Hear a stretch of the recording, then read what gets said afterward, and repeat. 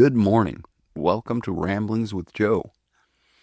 Thought I'd talk about the president's bombastic Tylenol statements. And then I thought, let's not talk about that. Instead, let's talk about the directives that were issued from the Department of Health to all of the doctors and the relabeling of warnings on the Tylenol. Because that's where the real rubber hits the road. So the president did make some over-the-top statements about the use of Tylenol. And I don't think anybody was surprised. I don't think anybody said, wow, he really went over the top. He's President Trump. He's going to go over the top in everything he does. Or at least everything he says. It's just who he is. But the truth of the matter is, the directives that were issued by the Department of Health, they are dead on accurate. They are following the guidelines that are demanded by the scientific studies done by Hopkins and Sinai. So although President Trump's statements were over the top and not very scientific, the directives that are being issued are right in line with the study results. This morning I had Grok create a couple charts for me. I'm not going to post them on here, but I had him create him or her. I had it create a couple charts. The first one being the timeline. Create a scatter dot chart of autism, and has it increased over the years? And indeed it has. It goes from a very low percentage to a relatively higher percentage up till today. Started in the 70s, a very unheard of situation, and went all the way. And I don't remember the specific stats, which is very inconsiderate of me, but there's obviously a huge, and I'm not talking about a 2 or 3 fold increase. I'm talking about like 100-fold increase of the incidence of autism. And then I had it show me a graph of Tylenol, and I had them overlay the usage of Tylenol from the 70s on. And there wasn't much of an increase there. So I thought, well, that doesn't jive with the studies. So I went back and I did a little deeper research about the studies and read a little bit about them. I didn't actually read the studies. I just read the conclusions that were put out by the scientists and the institutions that did the studies. I'm not a scientist. Reading the studies wouldn't do me any good. I don't understand those particular set of values within each one of those studies. So, at any rate, the conclusions all said, that there seems to be a higher risk associated with the use of Tylenol, acetaminophen, not Tylenol specifically. And every one of the studies said that the use of Tylenol should be minimal if you're pregnant, and should only be used for just as long as medically necessary, which is kind of how medicine works in general. I was listening to a doctor a few months ago on a podcast, and Dr. Drew Pensky, I know that a lot of you are not a fan of, at least half of my audience. I'm not sure which one of you it is. Anyway, I was listening to Dr. Pensky, and he was saying that medicine is kind of a give and take. There is a downside for every single medicine that you take. And when you take a medicine, you're hoping that the upside is better than the downside, that the upside has more of an impact than the downside. So, for instance, Sudafed. If I take Sudafed, it gives me a sensation of my heart racing. if I take my pulse, my heart's not actually racing. It just has that sensation.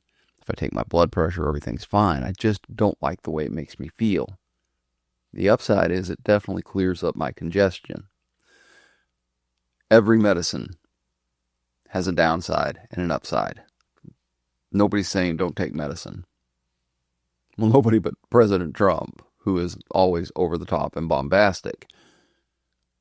What they're saying is use the smallest dose you can for the shortest period of time necessary, which exactly mirrors what the study's conclusion is. Obviously, there's going to be further studies.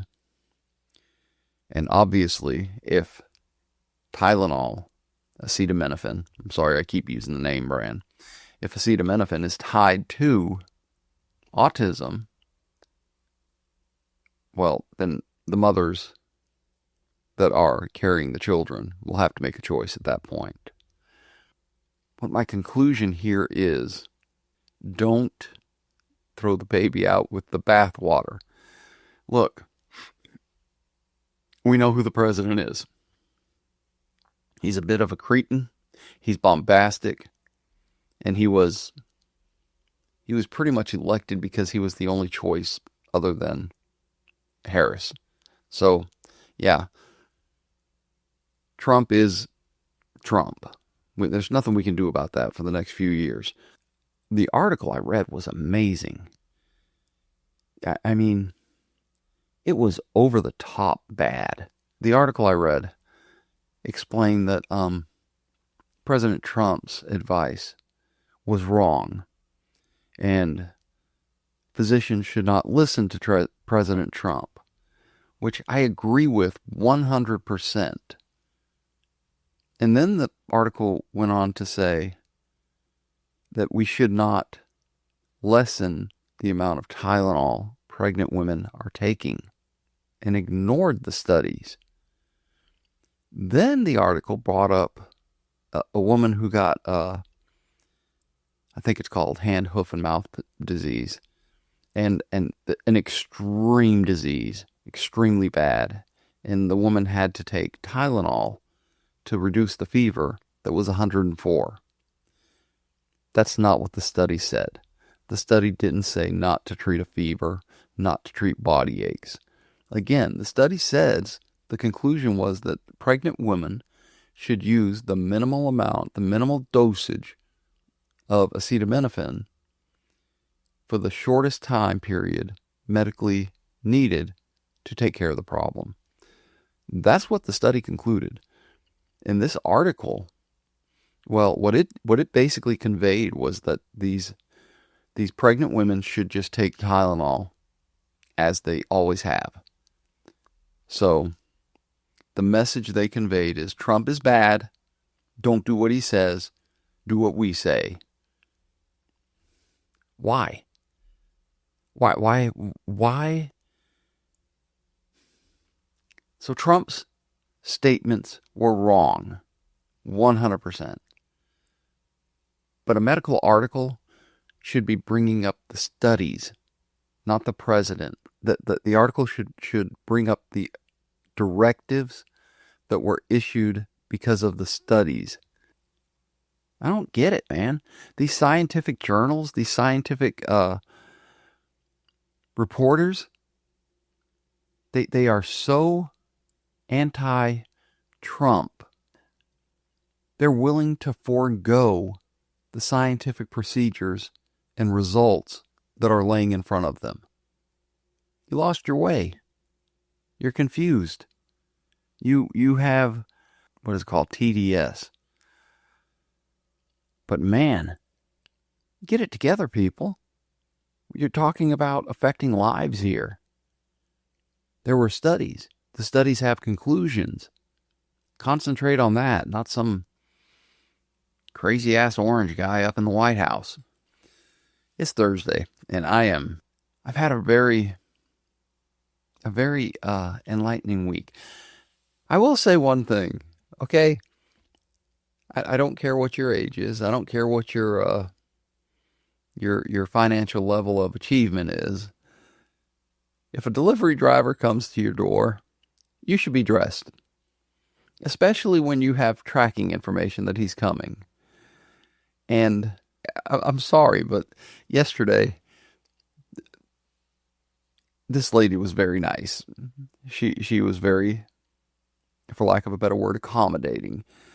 In my job, I do what I need to do to make the customers happy. And the end customer, the person we're delivering the product to, well, their satisfaction is important to me because that's, I'm facing that customer. So this lady came out in a very, I understand. She was probably working out. And she came out in runner shorts, and she was, my guess is she was in her late 60s, early 70s. She was very fit. She was very active. The way she moved, it was obvious that this woman has been taking care of her body to the best of her ability. However, if you're going to go into your garage and move some things around, you might want to make sure that you're wearing the proper amount of underclothing when you start bending over. I got way more of an eyeful than what I ever wanted to see on my job. And I turned around immediately and, went to working on the delivery so that I didn't have to see, and I didn't. But my gosh, you put on some, have a little bit of a little modicum of self-awareness here. I was in a week or two, I will look back on this and laugh. But as for right now, it's very awkward. It makes it very awkward for the people around you if you're not self-aware enough to come out dressed appropriately for a public engagement with a delivery driver. Thursday, I'm going to go out and I'm going to have a good day. It is my intention to get through this Thursday with very little friction with the world. And it is my intention to put as many smiles on as many faces as I can. I hope that you have a smile on your face. I hope that you make the people around you that you care about smile. And I hope you find peace, love, and dream. Until next time, see ya.